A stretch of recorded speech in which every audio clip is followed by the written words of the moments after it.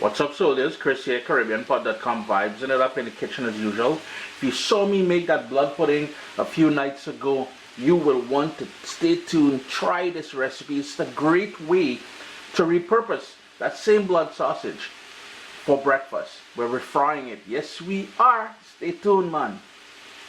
What's up, soldiers? Don't forget to click subscribe. If you've already clicked subscribe, hit that bell notification thing. I want to all you missing out on the new videos, man. Come on, click.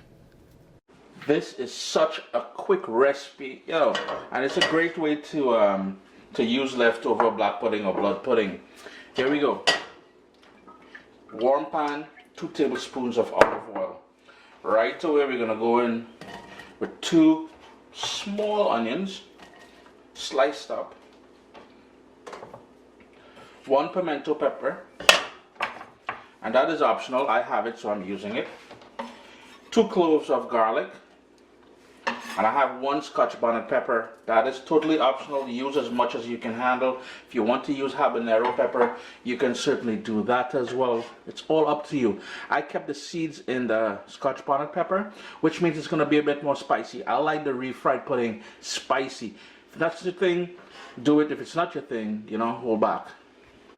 I started with the pot being on a medium flame. I turned it down after I added the onions and peppers and all that to a low flame because we want to sort of gently cook this to release all those flavors and especially not burn the pepper nor the garlic.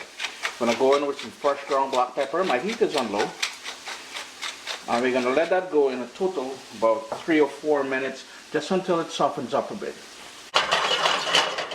This part is totally optional. I found some cherry tomatoes in the fridge there and I love the acidity it brings. Plus it has a nice little color to the pot as well, 1 more minute and then we're going to add, just to warm through the tomatoes a bit, and then we'll add the cut up blood pudding or blood sausage or black pudding, however you call it. Yes, sir. And here we go. Cut up into wheels. And all we're doing now, we're going to give that a stir and let that warm through. Make sure your heat is still on low though, because we don't want to burn anything, Just look at that. Ooh, Papa, that thing looking nice already.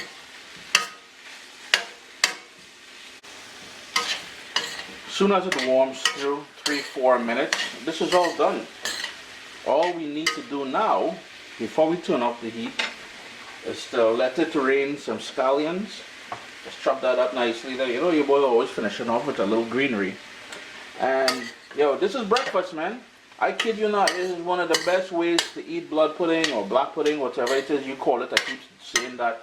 Chris here, caribbeanpot.com. Always a pleasure having you all here in the kitchen with me. Give this one a try, man. And remember, the original recipe for the blood pudding can be found right here on Caribbean Pot.